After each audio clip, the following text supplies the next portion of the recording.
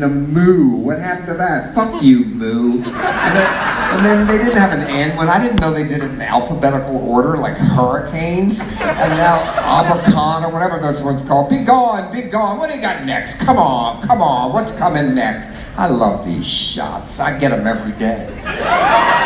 I've had Pfizer, I've had Moderna, Johnson, I've had all of them in every leg, every arm. I've mainlined them, skin popped them. Kick it, baby, kick it. Yeah, I've snorted antibodies. And you know that new pill they're talking about? I shoved one up my ass last night. Yeah, I tell you. And they had to duct tape me to the car to get me here tonight, but I'm here. And I'm false negative, and now so are you. Boy, this filthy world sure has changed, hasn't it? I tell you. Remember last year, really, when you'd go to Eddie's and come home with your groceries and scrub them down like an insane Joe Crawford. Remember when they said you couldn't touch your face? I do it now all the time. It's better than masturbation. And then you had to put a hazmat suit on to go in the Hamden post office. Oh, I tell you, everything's changed so much. And everybody got COVID sloppy. Let me tell you, guys my age, it was not a good idea never to get your hair cut when this is over. Long hair might have looked good when you're young, but it looks horrible now. And it's called a dork knob, that look, you know. And if you dye your hair, get your roots done. COVID didn't make us blind. And hairdressers are essential workers. They really are. And TV, I never watched this much TV since porn and VCRs first came out. And movies, oh, what are they even anymore? I've gone back to the movie theater and I went to see West Side Story. I was the only person in the theater. It's really depressing, and we don't have any marketing to even know which movies we should hate. And fashion, oh God, have you been on an airplane recently? I have. And you should see how people dress. Oh my God, so repellently. Cut off pajama bottoms and a filthy t-shirt and flip-flops. Get the fuck dressed when you get on an airplane. There's no reason a grown man should have on shorts in February at any time. I don't want your scabby COVID legs rubbing up against mine, your stinky athlete's feet on the plane. I'll tell you, last Christmas, my dry cleaner, I felt bad for him. I had nowhere to wear my Paris Originals. I was homo alone. People want their old lives back, but what is their old lives, really? I mean, it's never going to come back, that. And the new one, it keeps changing every day, what you can do or what you can't do. I mean, I was in London last week, and it was shocking. It was like the day after World War II ended. Like, I thought a sailor was going to grab me and kiss me backwards like in that picture. It was packed, people everywhere, no masks, everything. And that's what happened in Provincetown last summer, where I go every year. It was the 58th summer, and it was amazing. Remember everybody said, well, when this virus is over, it's not going to be like the light switch came on. Well, that's exactly what happened. They did do that. They just said it was over. And so Provincetown became like the Swarm, only it wasn't bees. It was every homosexual in the world. I never saw so many in my entire life. And you know, at first it used to be the circuit queens, that's older muscle Marys, you know, but this year it was the bears. They're bigger and heavier and sweatier and hornier. And the twinks, millions of them, they travel in packs with those same haircuts and the shorts. I thought it was a boy band group attention, you know, a boy band festival in town. I went by the A House, a place I genuflect in front of everywhere. That's where Tennessee Williams met his first boyfriend. And I know the doorman, and I said, I heard that gay people are coming in and kissing the floor. He said, they're licking the sweat off it tonight. And you know what happened the first time, where everybody, the shots Got it. So what else can happen? What is this summer gonna be like? Oh my God, what's next? COVIDs? I don't know. Maybe the worst has already happened. I'm becoming a little bit of a reactionary. Me, a bleeding heart liberal, a one-time yippie, an Antifa wannabe who's too old to run from the tear gas. But I'm starting to be a little reactionary against this horrible righteousness of the politically correct. I believe I am politically correct in a weird way, but we used, when I was young, political correctness as a weapon against the enemy. But we made fun of ourselves first, and that is one thing the trigger warning crowd never does today. Look, there's nothing funny about racism. I mean, I think Black Lives Matter is the most effective protest group since Martin Luther King. It worked. I mean, look at Vogue. It looks like Essence now. And I mean, the Oscars, maybe this year, they'll honor Pam Grier. They should for Fort Apache the Bronx. And give a special Lifetime Achievement Award to an actress that just died, Carol Speed, the star of Abby, my favorite blaxploitation film, that the New York Times had a big write-up when she died this week. It was the ripoff of The Exorcist, and The Exorcist sued and won. It was the African-American version where Abby was a marital counselor, and she was a real church lady, real nice, till the devil got her, and then she'd say to her clients, "Just fuck the shit out of him!"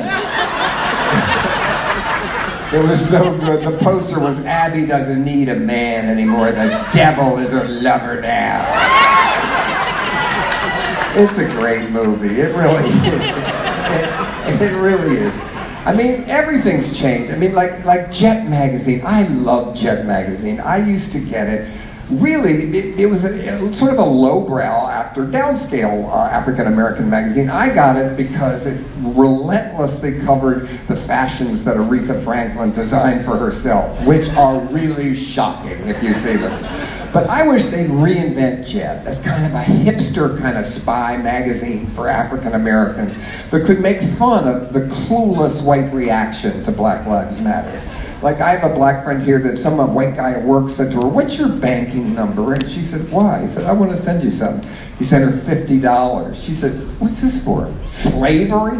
You know, it's clueless. No wonder the rage of these people, like, you know, of the guys that would do that. And another one in Provincetown, they have something which seems very wrong-headed. Every Sunday they have Men of Color Week.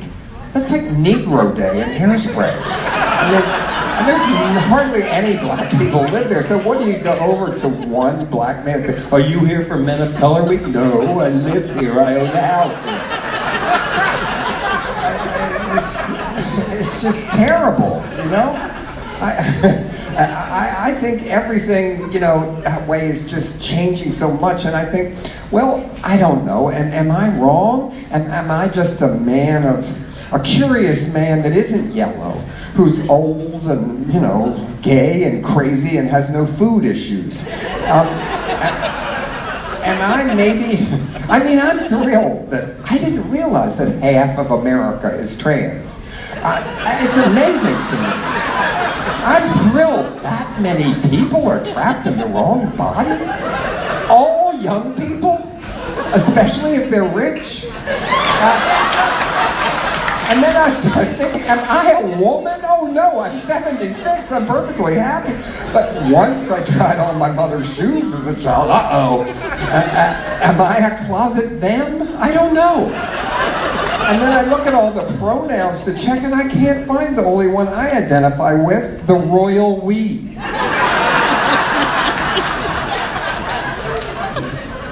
I don't know. This one's going to get me in trouble. Maybe we should have our own January 6th. They were having fun. I mean, it is fun to riot. I mean, I used to get laid at riots. We did worse. We bombed the Capitol when I was young. People I knew hijacked airplanes, you know. What a big deal, you know. And those patriot guys, they look like the Coquettes. And one with the horns, I thought, is that hibiscus? It's amazing to me. And yes, they shit in Nancy Pelosi's office. We wouldn't have shit in Spiro Agnew's. So I think, you know, maybe the trigger warning guy, the crowd should form fecal flash mobs to show that we're serious about pronoun police. And go to malls and leave a payday anywhere where they don't have, you know, trans workers. A payday is an unflushed turd you leave in the bathroom.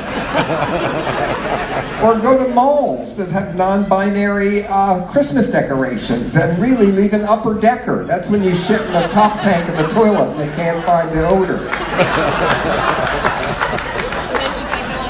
Turd terrorism is necessary sometimes. Now, young people, we want you back. We do. Act up, act bad, act mad, act crazy. But pick your battles. Win your battles. Don't give our enemies political ammunition by causes like, really, are plastic straws the most important issue in America today? Should we ban all plastic utensils so cockroaches can live? I don't know. I don't know. PETA, a group that I find kind of humorous, came out recently and said that you can't call your animal a pet. Pet is a derogatory word, like chickie or honey is for women. I don't know how many votes they're going to get for that, really. And can the Boston bomber be allowed to vote? Who cares? Let's make sure we can vote first. You know. And some at Christmas last year, I read one thing where it's wrong to have candy canes in your house because the shape of them references the impoverished shepherd's crook. Oh, brother. And my favorite, Little Miss Hot Mess. Little Miss Hot Mess is a drag queen that goes around to elementary schools to teach children about drag. Don't be so surprised people react. Now little Billy comes home from school and Dad says, how was school today? It was great. Little Miss Hot Mess taught me how to put on bottom lashes. Get it, girl, get it. I mean, the lunatic fringe does need to be invented. It really does. And I think the best way to do that is just to admit you love sex. Nobody says that anymore. Nobody does. I know. There's nothing wrong with loving sex. I mean, yes, you probably had 4 lawyers tonight to ask somebody for a date to come here. And maybe some people, you know, maybe somebody wants to go out. Maybe they're lonely. Maybe they want to have sex. There's nothing really wrong with that, is there? I don't know. I think it's peculiar. I mean, if people say, you know, at work, is it wrong to say to somebody like, you know, be my Valentine? You know, that's not assault really, unless I guess you say like, be my Valentine. Yeah. It's really all about tone, isn't it? Creamy. I don't know. And even gay people, you know, we need to reinvent ourselves too. We're getting too respectable. I had a magazine, a very highbrow magazine, called me and said, what are you going to do for Gay Pride Day? And I was feeling troublemaking. I said, I'm just going to blow as many people as possible. And people said, oh, don't say that in my office. And you can't say that. I'm going to what as many people as possible? Well, why? Can't we make jokes anymore? I mean, whenever I'm at a party and they have an oyster bar, and I see a straight guy slurping one down, I always say, that's what it's like. I'm just trying to help people.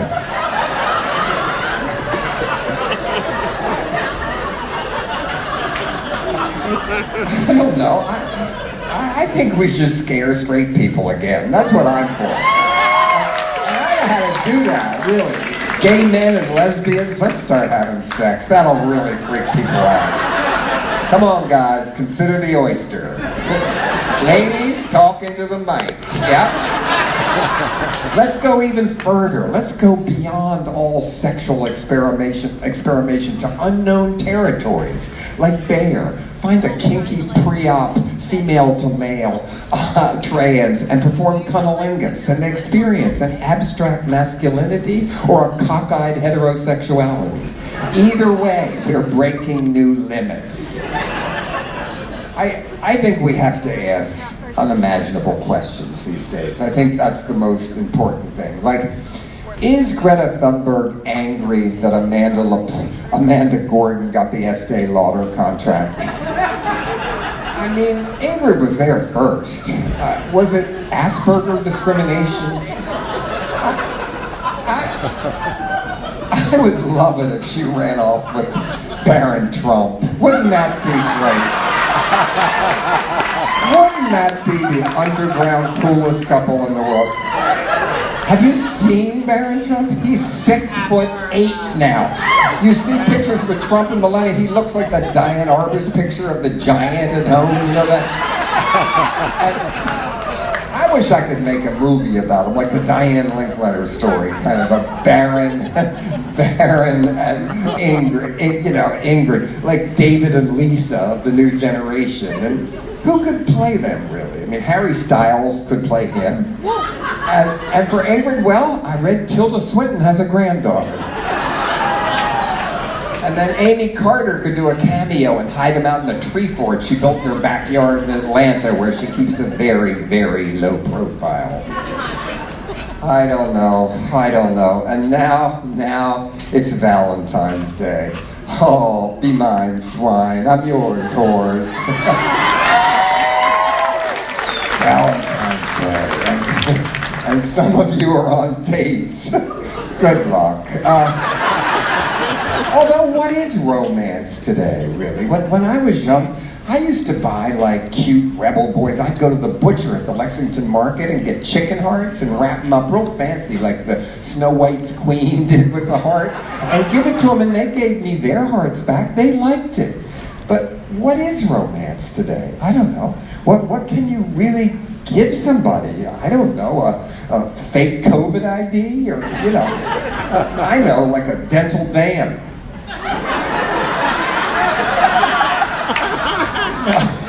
And I don't know. And what can you give people, for Valentine's Day? Well, first of all, is it even right to send Valentines? With the post office, they won't get there on time because of the Trump guy still runs it. Or isn't a secret crush just another way of being a stalker, in a way? And what can you give? Flowers. Every time I think of flowers, I think of rosebud, which is a hetero slang term I didn't know for a rectal prolapse. And that's not very romantic. Or candy, I think of fudge, as in like fudge packing, or a fudge dragon, which is an alarming turd. I mean, and what kind of sex can you have on Valentine's Day, really? Recently the health department came out and said that kissing was the most unsafe kind of sex you can have in COVID. Like, kissing is to COVID like butt fucking was to AIDS. And they actually said that you do oral sex. That was better. This is a government thing. I can read it to you. And to make it worse, they said with barriers. Barriers? Did they mean glory holes? So on Valentine's Day, maybe we could do an inverted glory hole with a heart, and it would be for the bowl, so you could, teabag on the bottom too.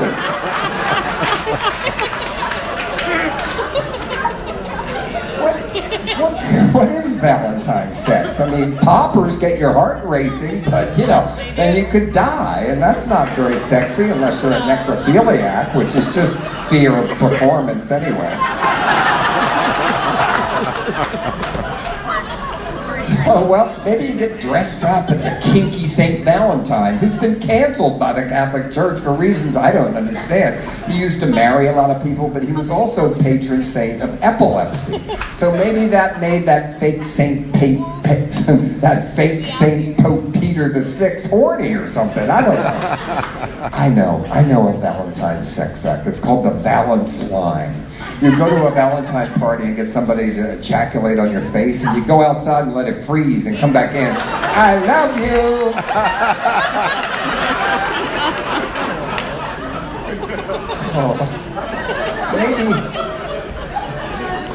Maybe we should reinvent all the holidays. Let's go right from the beginning. January 1st. Well, that's New Year's Day, but it's also in the Catholic Church Circumcision Day, Feast of the Circumcision.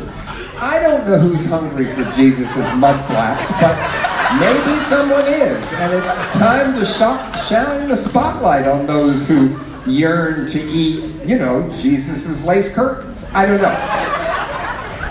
These foreskin was saved by the Catholic Church for real and kept in a jeweled and crust case that toured all around Italy, and it was stolen in 1983. I'm not making this up. Look it up. Someone somewhere today has Jesus' smegma, and I hope they put it on their Christmas dinner like truffles.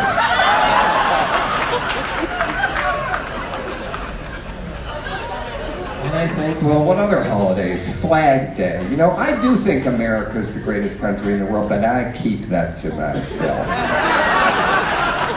I don't like patriotism public. And it's so confusing. Even the gay flag now, all these people want to be on it, and this gets me in trouble, but bisexuals want to be on it. What do they have to bitch about? And Woody Allen, I know. I was in a Woody Allen movie once and I didn't give the money back. I spent it. But he always said that being bisexual doubled your chance for a date, and it does, really. And now asexuals want to be on the gay flag. Asexuals, people that hate sex, I thought they were Catholics. And we have Easter. Well, Mel Gibson already made an S&M movie about that.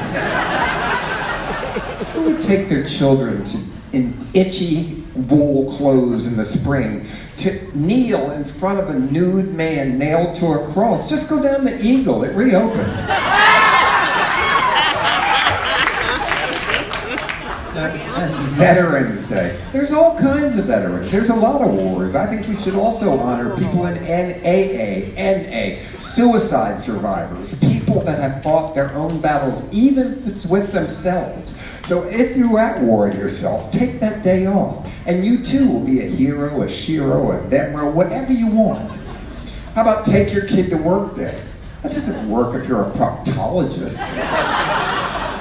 Or, I don't know, Martin Luther King Day. Let's make it all week. Let's have Shirley Chisholm Tuesday, A-Trap Brown Wednesday, Leroy Jones Thursday, Ramona Africa Friday, and Angela Davis all weekend. Lots of holidays, a lot of them. Halloween. I loved Halloween as a kid because soaping up windows and, I have nostalgia for vandalism. They don't do that anymore. Well, we did worse. On Halloween, me and my 12-year-old friend, we used to go out. People would knock on the door and run. Well, he would pour gas all over their lawn, and I'd ring the bell, and he'd open the door, and he'd throw the match. Boom! The whole lawn would go up. This was in Lutherville. And I always said, right, Satan? He said, no, he wasn't that advanced in kind of artistic ideas, actually.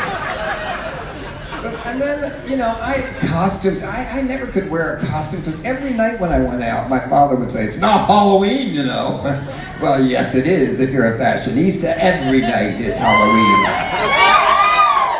But, and people then the gay parade in New York. It used to be so good, the Halloween parade. It was gay outlaws and drag queens. Now it's just heterosexual families showing their tolerance.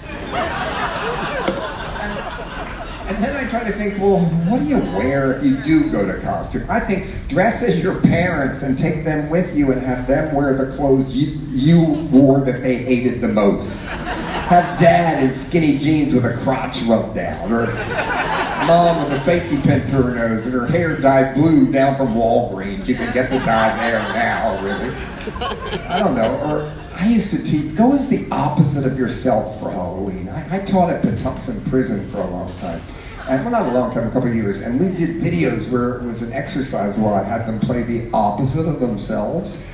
And they chose, but the blacks were the rich, the white people were the servants, the bikers were the girls, and the child molesters were the tough guys. And it was really a good psychological experience. So go as that as Halloween. I don't know what I'd be. I guess it would be an anti-abortion, homophobe Yanni fan. Or go as your sexual opposite. I I mean, gay guys wear, track pants and show plumber's crack and grow a I just kidnapped Elizabeth Smart beard. And lesbians wear hideous mall rat bachelorette outfits and raid leather bars just to get on people's nerves. It'll really be exciting. I mean, it's Halloweener. Scream for your life. Oh, Thanksgiving. It's always ruined that one time I went in the kitchen and saw my mother fist fucking the turkey with stuffing. I never got over it. And Christmas, well, Christmas is so traditional. Let's change it. Don't buy a tree next year. There's been all these terrible forest fires. Go get a dead burned one and put it in your living room and decorate its brittle branches with cans of Narcan to show how Christmas pressure can lead to drug addiction.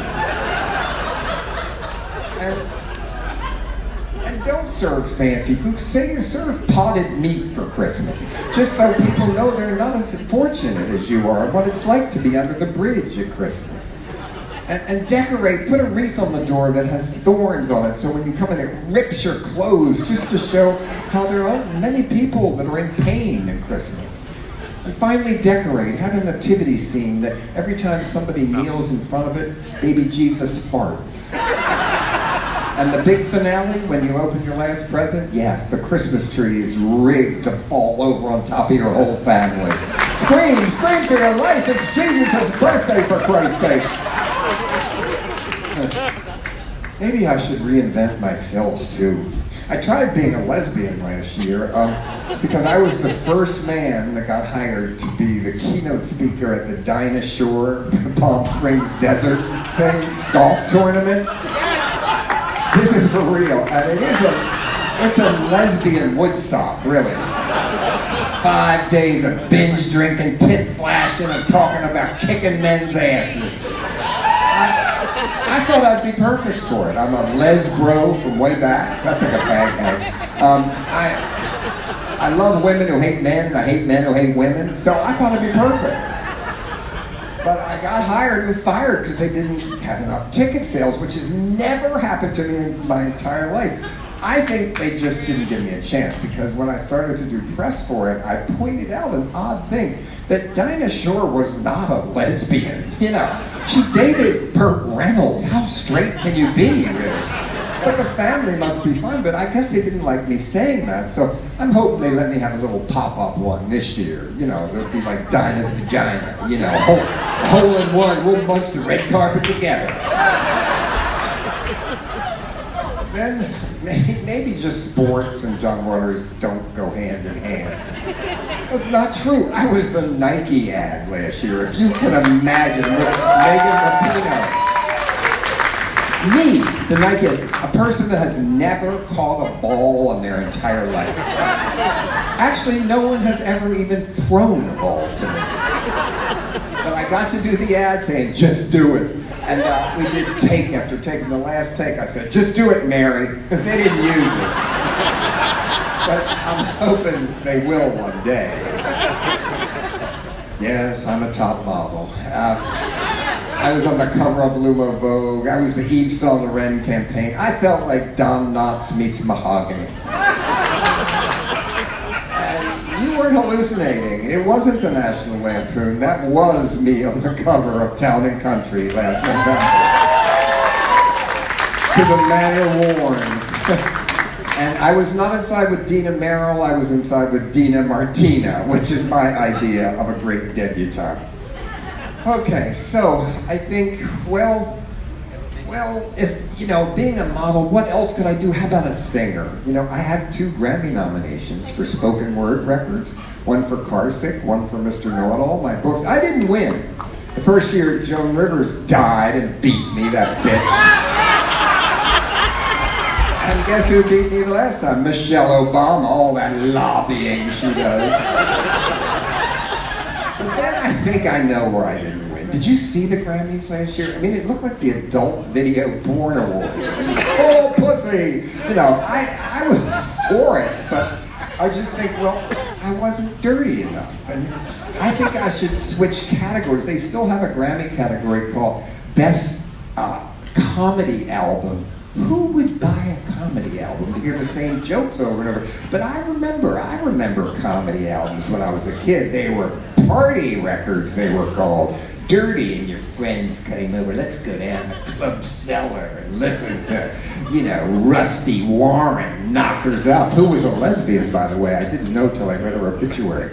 But all those records, Red Fox, and if you were from Baltimore, Doug Clark and the Hot Nuts. Oh God, you get it from the Peanut Man. And the dirtiest of all, the sensuous black woman. If you've never heard that song, she sang with Dolomite, Lady Reed, but she went, grip it, grip that fucker! Oh God, go home and play that. It is the dirtiest record you've ever heard in your life. Well, I would like to, maybe do a dirty record. I mean, country music made me gay.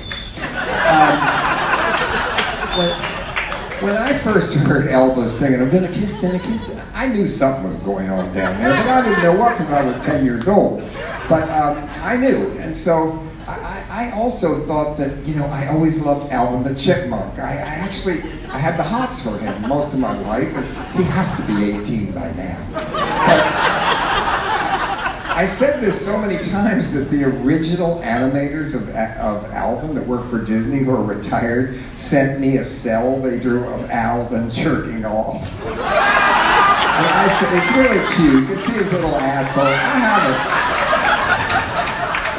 So I thought maybe I could get studio technicians to do my voice like Alvin, because Alvin had a country western album, but he sang duets with Billy Ray Cyrus on it. But I'll do it with Orville Peck, because I'm a fan, and I hosted Orville Peck's big concert last summer for 7,000 people, and he could come out and we could do a duet like he does with Trixie Mattel. And he could come out and sing in that great Righteous Brothers voice, you lost that love and feel it. And I could come out like Alvin again, well, I do all the kneeling. And then we could have a hit. We could finally have a hit together. And if that doesn't work, well, I'm just going to get a teacher. I get a job as a substitute teacher in the Baltimore school system. At Augusta Fells. Oh, that place. I love to read about them on the news.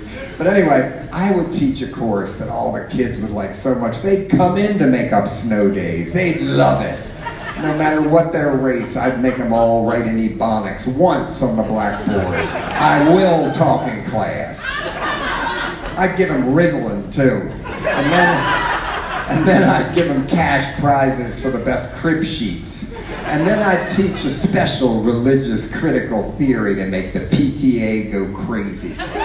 The baby Jesus was not born in a manger. He was cut out of the stomach of a teenage unwed mother atheist by an insane anti-abortion womb raider named Mary, who gave that infant to her impotent incel husband named Joseph. And they used that child as bait to lure suckers that needed moral validation for centuries afterward.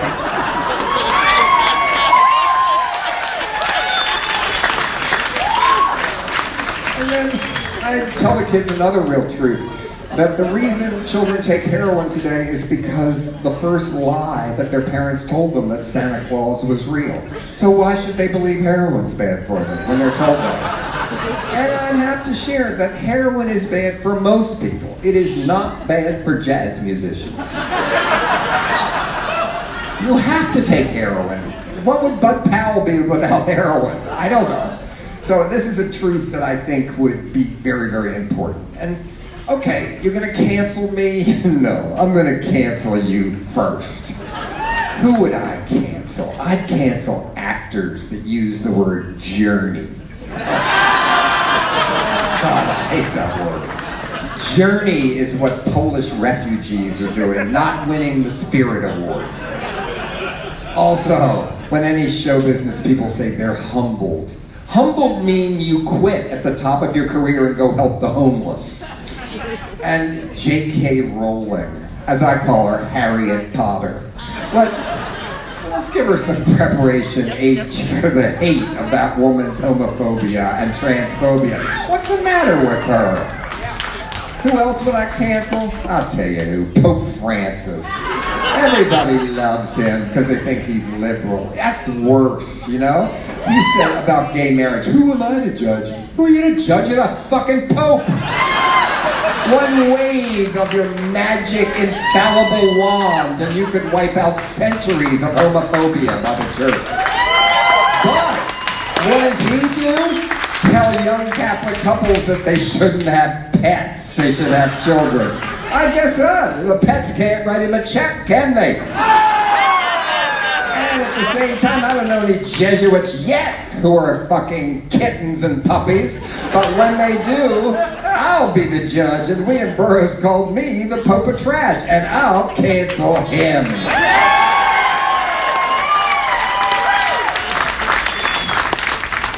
Get off your high horse, John. Let's all go just see a fucked up movie. You know?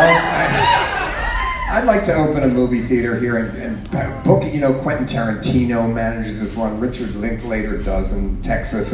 And mine would be called Cinema One. And I would just show terrible feel-bad movies.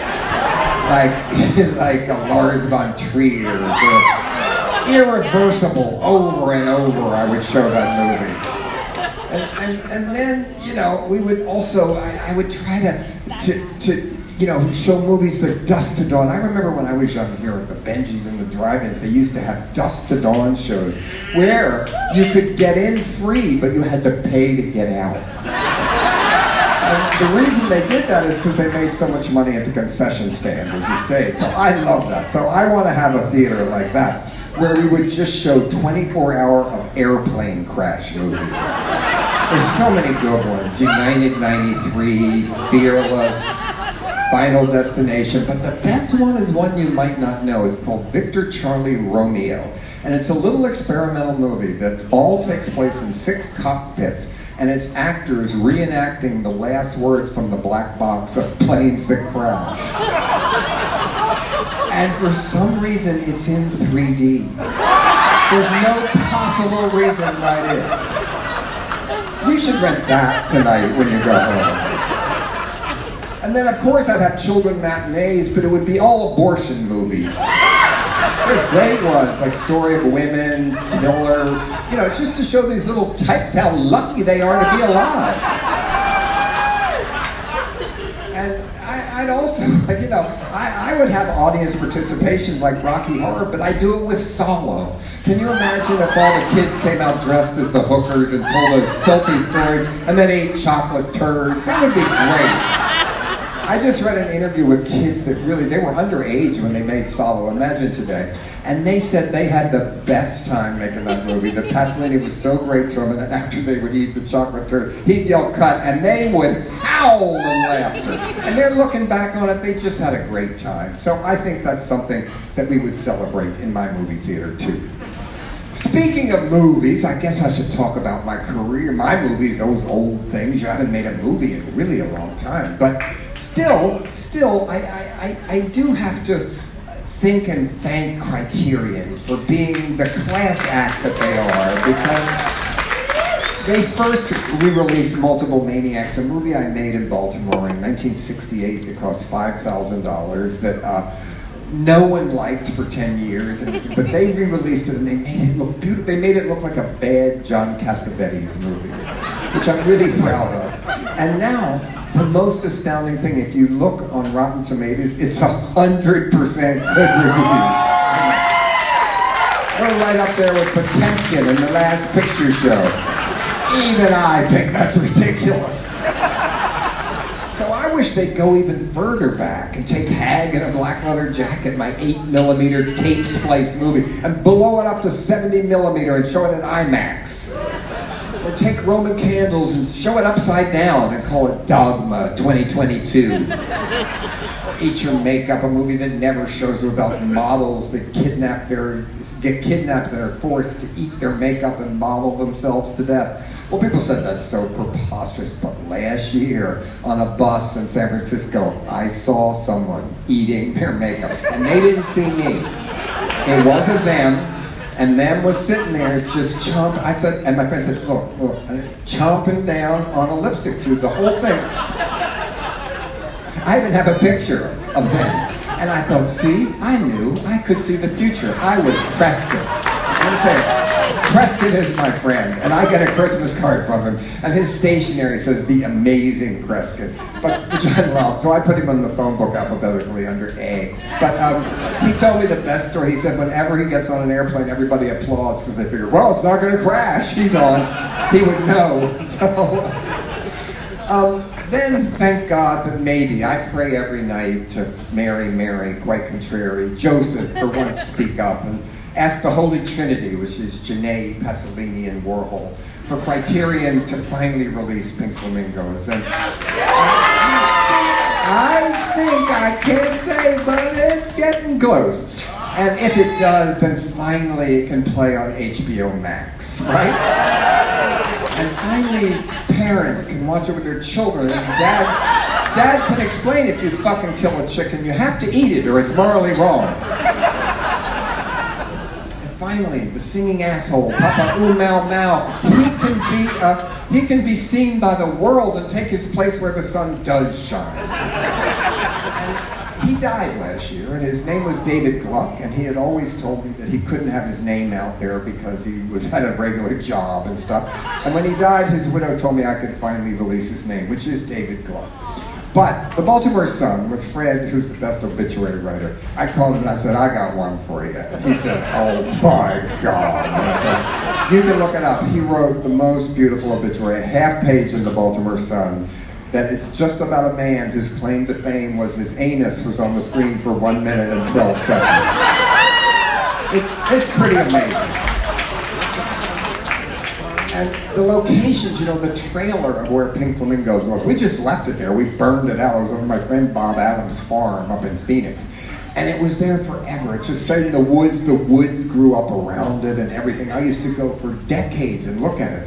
The last time I went back, which is about 5 or 6 years ago now, I thought, the road up to the woods was paved. It was McMansions are up there now.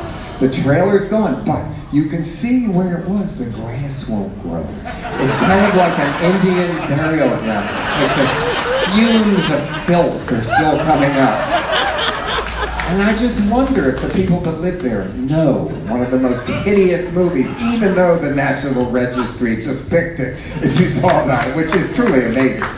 So I love that idea that they don't know that in the front yard all this hideous stuff happened. And the house where we lived at 3900 Greenmount Avenue, which was the Marbles house in the movie, is still there. And I once met a woman who owned the wine shop that used to be next to the Hippo. And she said, I live in a house where I think you made one of your movies. And I said, where do you live? I said, oh, that's Pink Flamingos. You should watch it. And the next time I saw her, she went, oh my God. Divine was licking my banister I walk down every day. She moved. So I always think we should break in and lick the banister again to just show that Divine's curse never ends. I don't know. Female Trouble is the one that Criterion did a beautiful job in that, really. And, there's been some great tributes to that. Nina Sweet did a great thing called Cha Cha Heels, where it's Tracy Turnblad and Francine Fishpaw together. It really came out well. And there's one you have to look up online. It came out a long time ago. It's the Reagan family, and it's just some gay dad or uncle with these 3 children playing.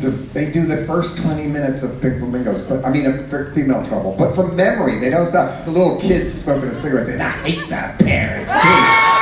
It's really astounding if you see it. And so I salute that.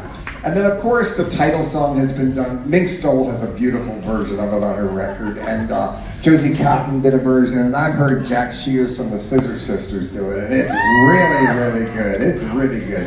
So I'm just thinking, I found everybody pretty much for all the DVDs. I found Hillary, the little girl that played Taffy, and she's a grown woman now, and she was about to get married and in her 40s, and she said, but I haven't told my husband-to-be. And she said, I better show it to him. And I said, how did he react? She said, he was speechless but supportive. I found Gator. I tried to get him to come back. He said, oh, my life hasn't been great. I look very different. And so I don't know. I think, and Mary Vivian Pierce, who is great, she lives in Baltimore. She's kind of retired. She's my oldest friend. I met her when she was 1 year old. She's the only one that's been in every single one of my movies from the beginning. She went through a terrible period. She had a brain tumor and everything. And I remember at Hopkins, when you go through an operation like that, you're with the person right before they take her and they say a password, some word you're going to remember when you wake up. And I said, what do you want it to be? And she said, pretty, pretty, which is the line from Female Trouble. And when she came out of the operation, she said, pretty, pretty. So she's doing great. She's doing great. The movie that gets me in trouble now the most is Desperate Living. It is the first movie about female to male trans. I don't know why it's politically incorrect. She says, I want a wang and I want it now. Well, that's just being militant, isn't it? What's the matter with that?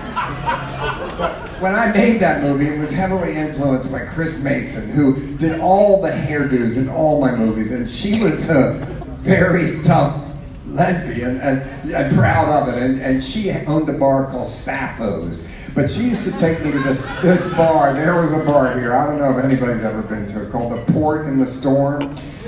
Debbie Harry said, that's the scariest bar I've ever been in my life. And it was really, all the women looked like Johnny Cash dancing with girls who looked like Tammy Wynette.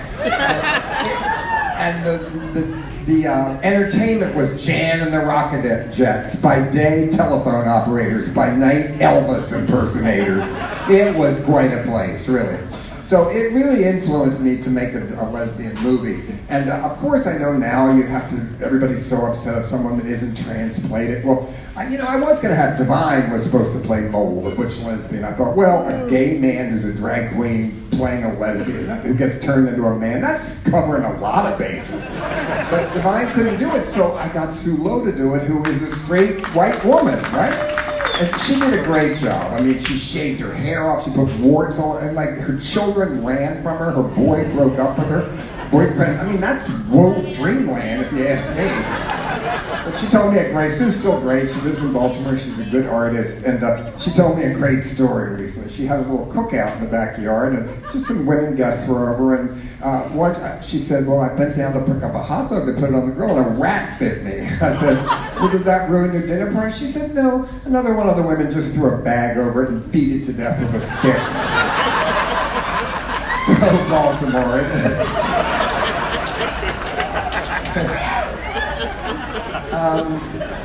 Polyester, I wonder, what does the smell of crossover in show business smell like? Bergamot?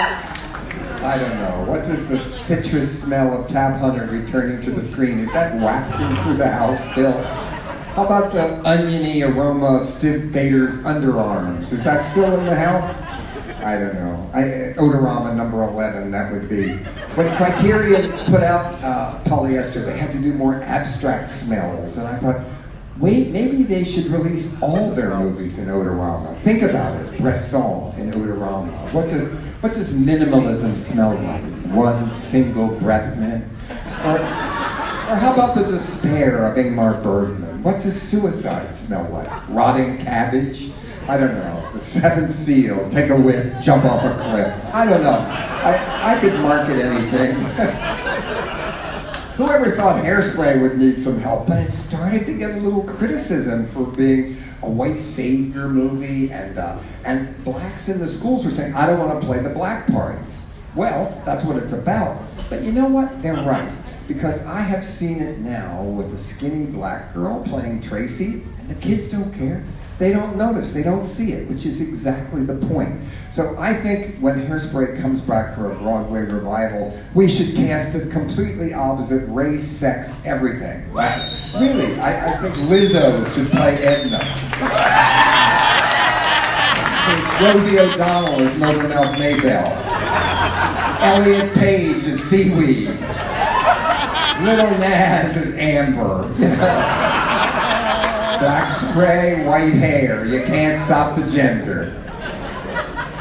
Crybaby. Everybody thinks that's my most successful film, and actually, it failed twice. The first time it came out, it opened in a huge amount of theaters all across America as Johnny Depp's new movie. The first time we tested it, all the girls screamed like an Elvis movie. We thought, this is going to be such a hit. It never happened again because the audience smelled a rat. Me. They knew that I was making fun of those kind of movies, and Johnny Depp, it worked for him because he was making fun of being a teen idol. It worked for Tracy Lords because she was making fun of escaping from porn. It worked for Patricia Hearst because who wants to be a famous victim? And then it failed again on Broadway, even though I think they did a great job. The reason is they had frontal nudity in a play that was for families. That is a problem.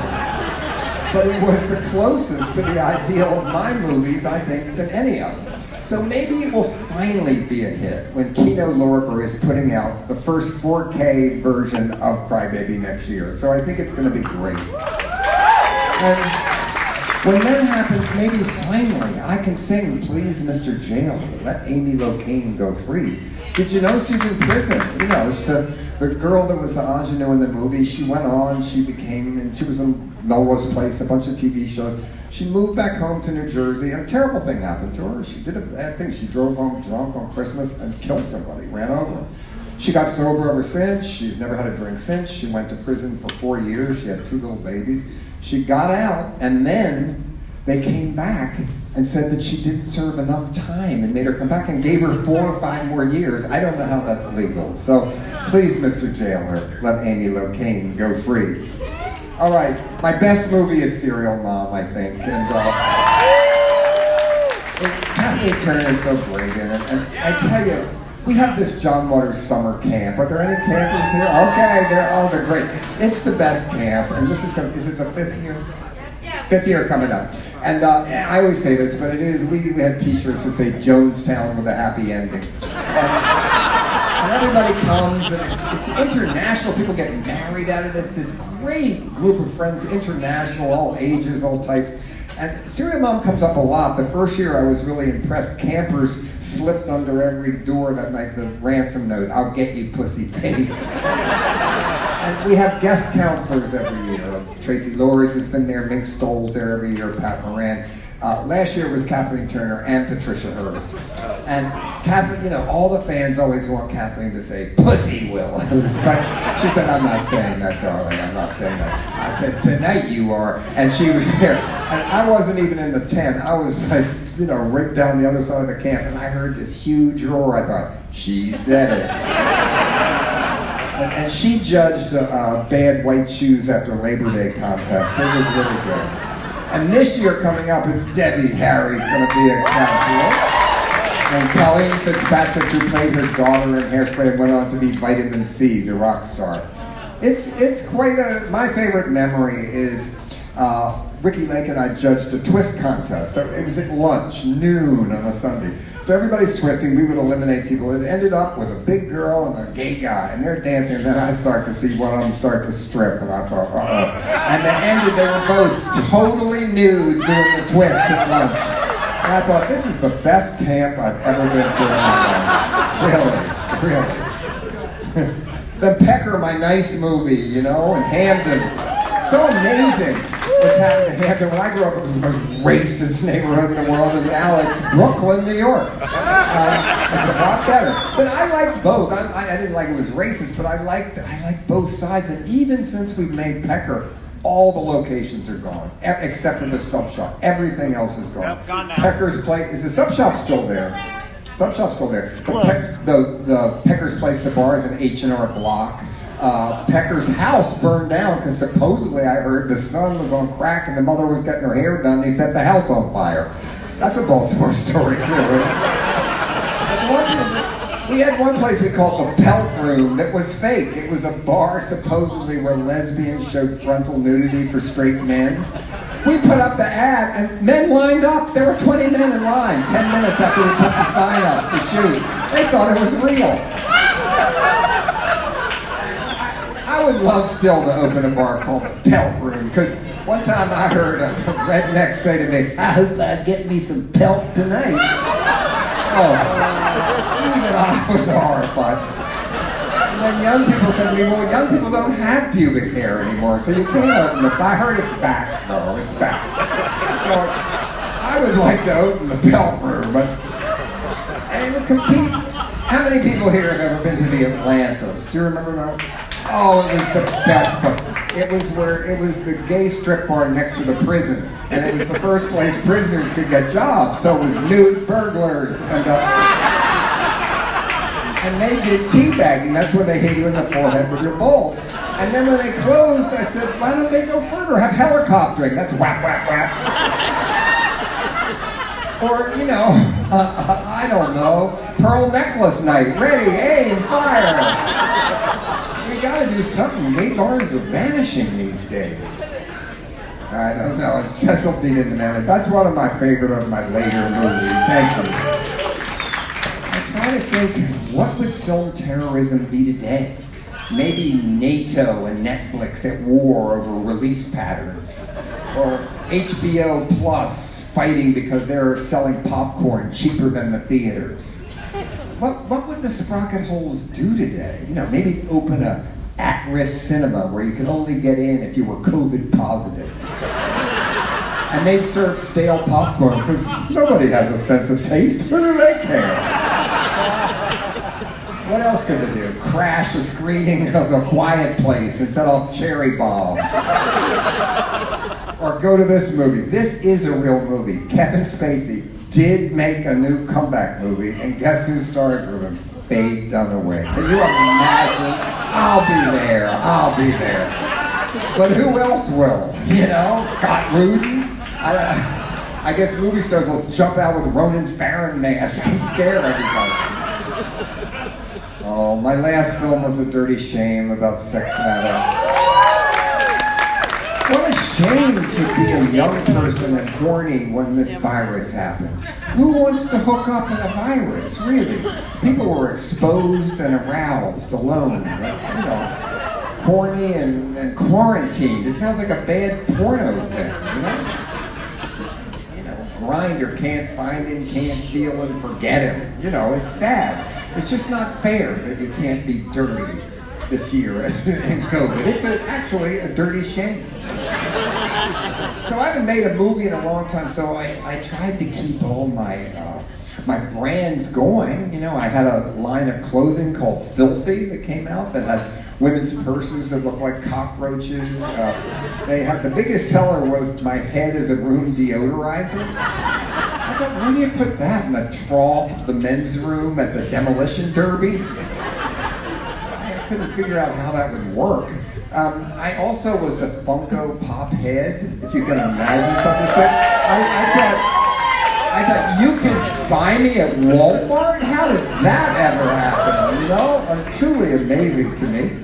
I try to keep things alive. I host this big punk rock festival every year in Oakland. It's really a great one, and we're having 2 this year at Halloween too. And it's great. Punks have always been my people. I always feel at home with them because there's a lot of gay down low, and I don't know. I love this crowd because they hate everybody in the world except themselves, which is really important to me. But they're all ages now. It's punk nostalgia. Some of them are 60 and they're stage diving, but they're fat. People drop them. And I say, are you bald or a skinhead? You can't tell. But last year I saw 2 drag queens slam dancing, and I thought, oh, this is really does warm my heart, I'm also going to have an art show this year coming up at Grimaldi's Gallery here on March 10th. It's called The Worst of Waters, and the subtitle is works that have never been shown in Baltimore. The rude, the hardest to sell, and the just plain wrong. So come see it if you can. I try to keep the acting thing up. I was in a lot of shows. I was in Law and Order twice. Playing a pornographer, big stretch. I was on Search Party recently, which is Millennium Maniacs, right? I'm coming up next week on The Amazing Mrs. Maisel, which was really fun to see. Boy, talk about a big budget. That's amazing. I'm not allowed to say what I do in it. It's not a lot. I have a little part. But, I try to keep things up, and I'm still a little bit jealous. I'm only jealous of Elvira. Not because her book became a New York bestseller. Not because she finally said she was gay, but she had a girlfriend but considered herself straight. I know an old friend of mine in Baltimore who said that. She said, I've been with a woman for 25 years, but I don't consider myself gay, really. I was just always horny, and this worked out better. It's a nice way to put it, actually. But I'm jealous of Elvira because she has a slot machine named after her in Las Vegas. And I want one, but on the John Waters slot machine, I want you to always lose. Because I hate gambling. And when I go to Vegas, I think, okay, I'm going to lose $100. So I start, and I win 10. Shit, this just makes it last longer. I just want to lose right away so I can go up my room and read. I don't know. I think, you know, I really want to thank you all for coming tonight because, really, well, I'll tell you why. You risked your life coming out. I mean, just think, this might be the last night you ever go out.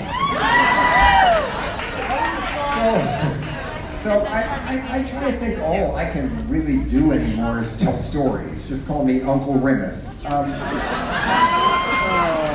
You know, all my books are still in print. Shock Value, Crackpot, Role Models, Car Sick. That's where I hitchhiked across the country by myself in the 60s. And my last book, Mr. Know-It-All, where I took LSD again at 70 years old with Mink Stoll. And my mother always said, don't tell young people to take drugs. I'm telling old people to take them. It was so good. It took me 8 months. My friend here got it for me, but they got it from Timothy Leary's asshole. This Provenance was amazing. And this acid, none of this little pussy shit. You take microdots. Oh, give me a break. I was hallucinating. Oh my God, I forgot what this is like. It was great. It was really great. Well, I have a new book coming out in May called Liarmouth. It's my first novel. It's about a woman that steals suitcases in airports. And Marcia Sprinkle, scammer.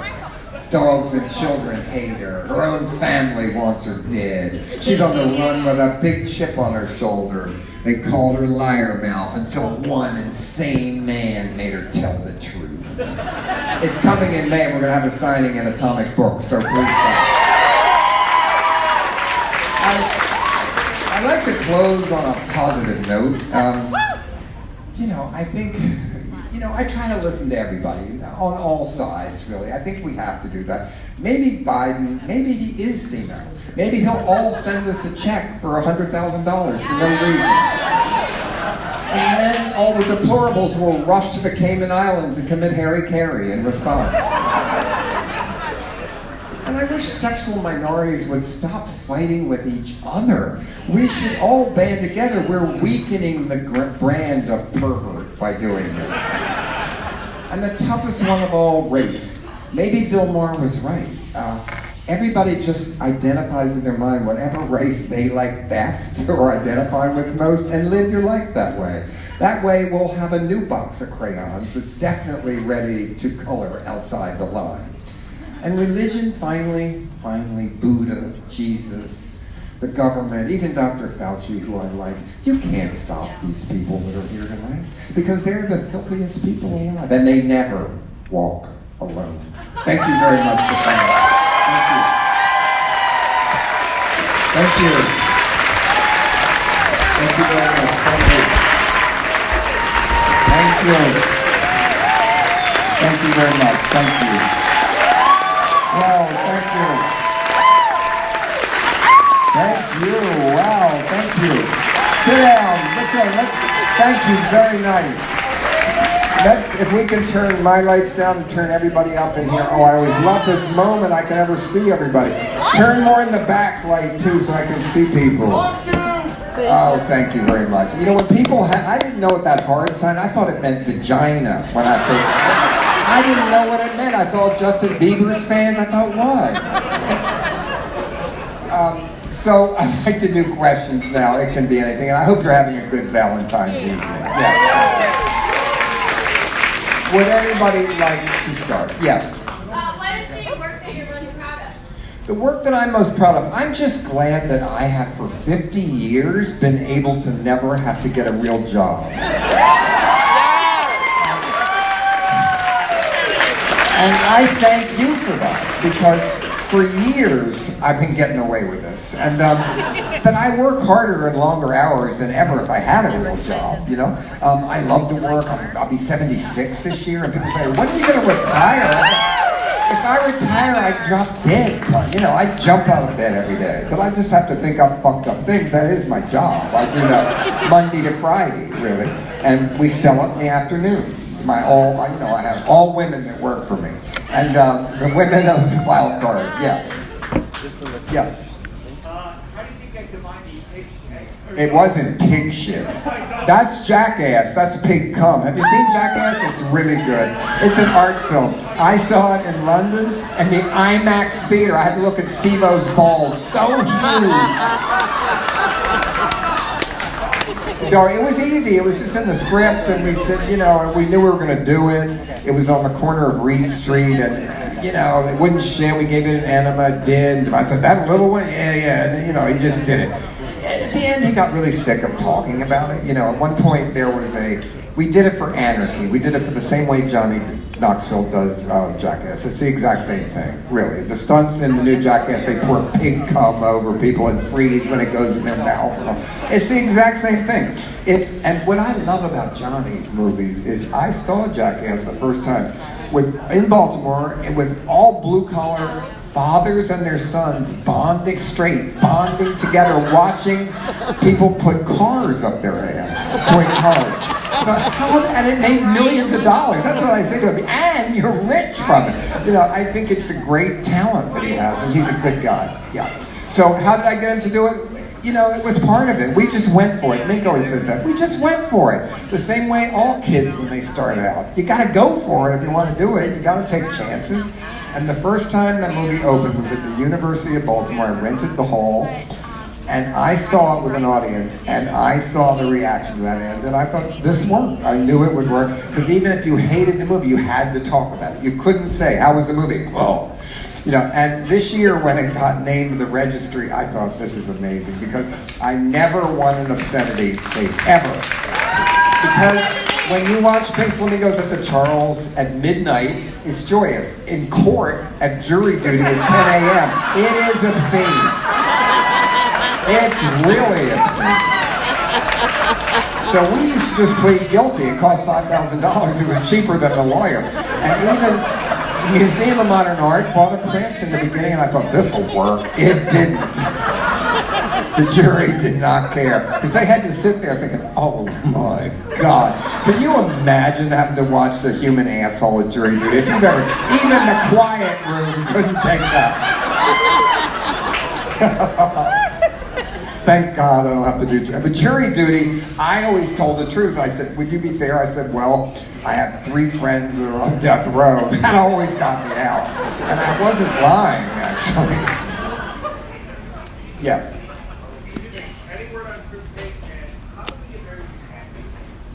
Very well. Fruitcake I can't talk about. I just cannot talk about it, so just think good thoughts.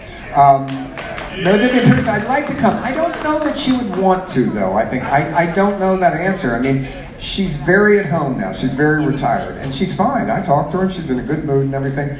I don't know about that yet. I've thought about it, and we'll see. We'll see. Yes? So is Madonna Inn back on? Pardon? Madonna Inn. Madonna Inn is back on, which I'm amazed. Have anybody here been to the Madonna Inn? I have not. So it's quite a place, right? It's in San Luis Obispo. And the only place I've ever been to San Luis Obispo, I used to visit a friend in the California Institute, the men's colony there, the prison. But it's an Easter egg hunt for Edith. That the whole thing is kind of about dedicated to Edith. So I have to judge Easter egg contests. I'll tell you, I'm shameless, you know. If it's a holiday, I'm working. Pretty soon I'll have the Groundhog Day show. I'll have all of them. But yeah, it's going to be exciting. It is back on, definitely. Yep. Because I thought it wasn't. We could, got canceled for a while and everything. So you're going to go? I'm not sure. There's at the Christmas show. You said you weren't, so Well, then I thought it wasn't, you know. So and then my promoter just told me the other day it was back on. So There's going to have 45 campers still. they have what? There's like 30 to 40. Wow, that's going to be good. This camp, I'm telling you, it just gets better and better every year. It really is amazing. People got married at it. And then the father came the next year and thanked me so much. I said, they're still together. So I said, well, I'll marry you, but, you know, you have to get in line with the meet and greet. They brought bridesmaids and everything. It's very amazing to me to see this camp. It's just very heartwarming. I just went with Mink today. You know, Mink is leaving Baltimore forever because she's moving back. She has a boyfriend and she's moving back to LA today. So last night we had a goodbye dinner. Yep. And she lived on the same street where her mother lived, where when we got arrested for making Mondo Trash Show, it was on the cover of the Sun saying, she was seized in the bathtub, which is true. The police came to her apartment. But her poor mother would get calls saying, hey, does she want a go-go job and stuff? And this is in Roland Park, you know. So. Oh, God, what we put our parents through. But I was very lucky. Our parents were horrified and supportive. How lucky we were to have that. You know, that's why I'm here today. You don't get to pick your parents or your kids, and I was very lucky. But it's true, even if your parents kept you in a box under their bed till you were 30, at 35 you can't bitch about it. Just get over it. That's the hand you were left. We all have bad nights. Yeah. 78 and you're 76 and we're looking. I'm going on 76. Thank you for coming, yes. Old chickens make good soup.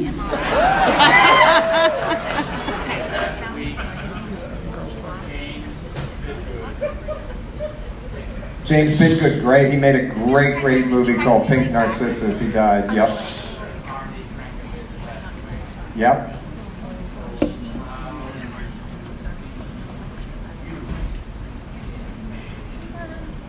Well, Pink Narcissus was a movie that is truly an amazing movie, but he only made one movie. And James was great, but he bit the hand that fed him. He was not easy to deal with, I don't think.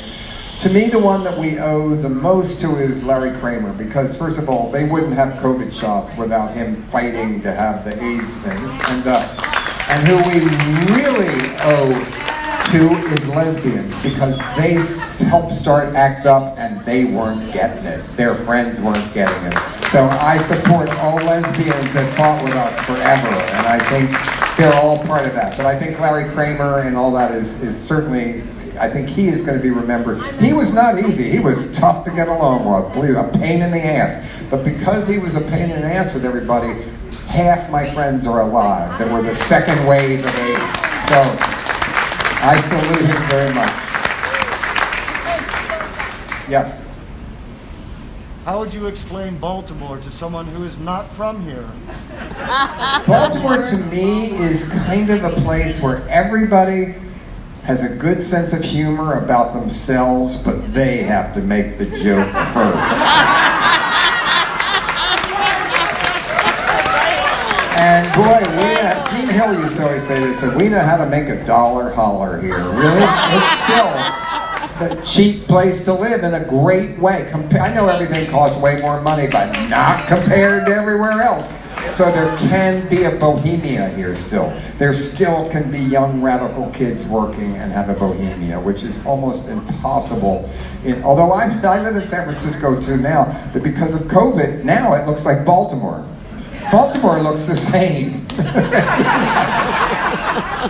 But San Francisco's, I mean, I love it, but it's really scary there. Like lots of crazy people off their meds coming at you violently. Whoa! It's Mortville going crazy. Yes.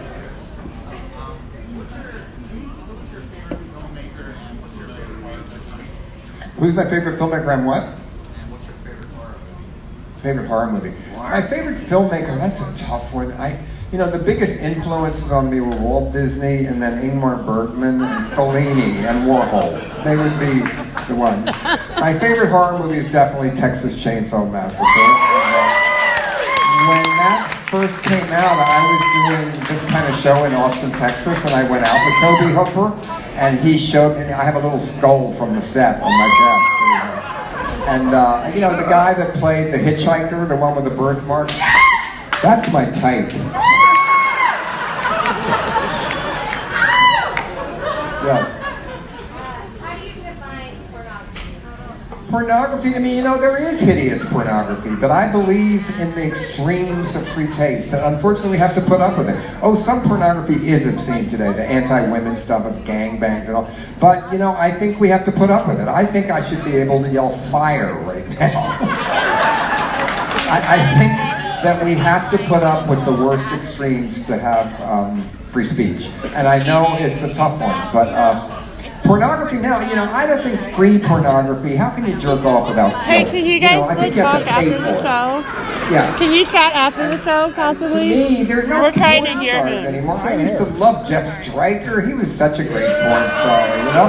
And I knew Jeff, and we used to go out, not sexually, but we used to go out as friends, and people would see us walking up the street together, and I felt like, you know, Don Knotts with Anita Ekberg, right?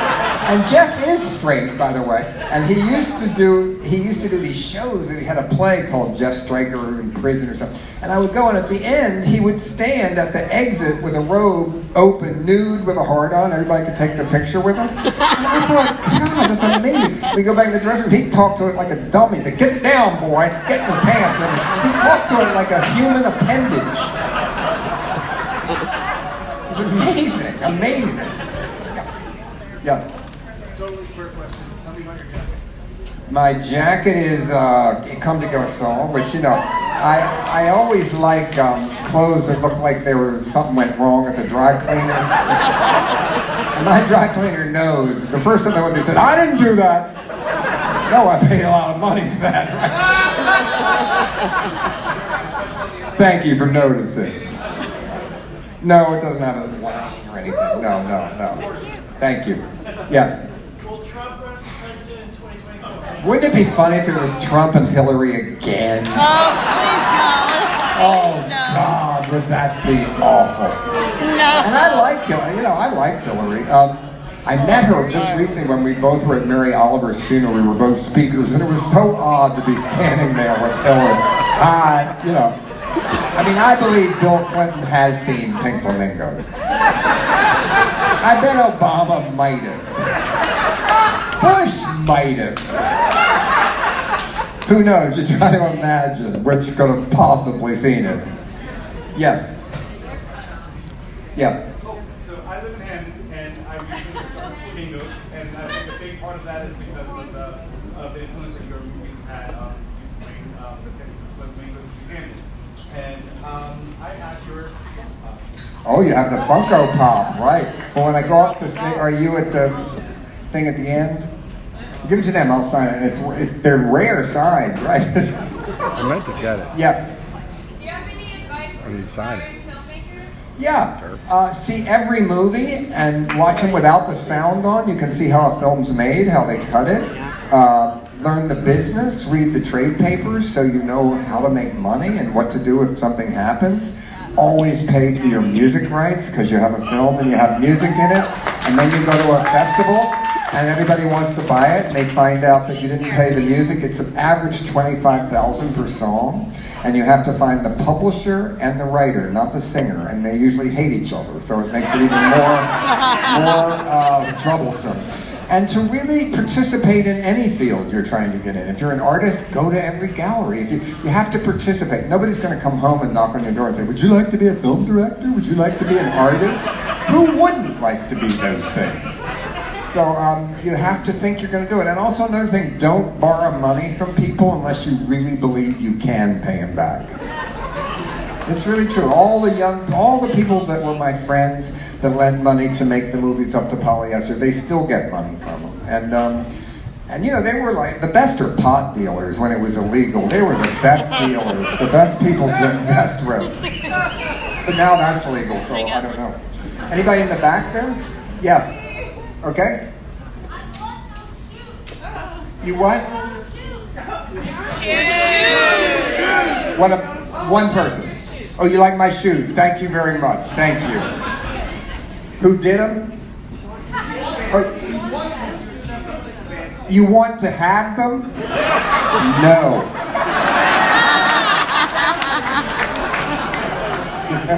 Give me those shoes. Yes, There are some people who think that Divine's gravesite is desecrated. How do you feel? well, here's the thing. I love the graveyard. I'm going to be buried there, so is Mink Stoll, so is Pat Moran. We call it Disgraceland. So I like the people that run the graveyard. I understand that the people that have the grave right next to it, when they go on Mother's Day and someone has written in big letters, cunt eyes. That is a very obscure line from Pink Flamingos that they might not know. So, you know, I get it. What was I thinking when I wrote that? Jeez. Yes. In the back? Yep. Yep. Favorite Valentine's memory? That's a good one. I think giving that chicken heart to that guy, and he really liked it. Yeah, it broke the ice. I got laid that night. Yep. Yeah, you did. So who was the guy way in the back? See, okay, you chicken decided not to ask a question. I like that. Right, okay, a few more. Yep. Hi. So I've been watching your film since I was probably about 7 years old. How do you feel about that? Well, you were 7 years old, or your parents in prison? I think it's a weird story because now a lot of people say, my parents showed me your movies. When I was young, when the parents found the movies, they called the police on me. You know, like Cookie Muller's mother always called me Beelzebub, which I thought was kind of funny. But then she found a script that said Cookie fucks chicken, you know. No wonder she was upset. I mean, what parent would be proud their kid made Pink Flamingos? Really? I mean, you think back on it. My parents, well, you say that now, but when it came out, everyone hated it. I got arrested. My parents were they paid for the movie, you know, and I paid it back. And they were horrified by it, but they were amazed. I think they just figured, what else was I gonna do, you know? I had one interest, they better encourage it. So, I think you look like you turned out fine, so yes, your parents did a good job. Children always liked Divine. Divine was like a clown to them. All children's book has gross out stuff in it, so eating shit was the same. Kids now, because I was in the Alvin the Chipmunk movie, children come over to me in airports. I'm sitting there, I look up and the child will say, pick me up. Pick you up. Look at me. I look like Chester the Molester. What? The parents would be, where's my child? In John Waters' lap? You know, not a good idea.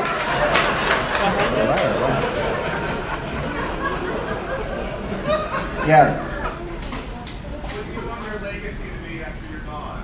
My legacy, I've always said I made bad taste 1% more respectable. That's what I was put here on earth to do. I definitely, in my book, Mr. Know-It-All, I write about what my funeral I want to be and how I'm going to claw my way out of the earth to come to the resurrection and go back to my first apartment at 315 East 25th Street. Well, I will live in the wall. All right, one more. Yes.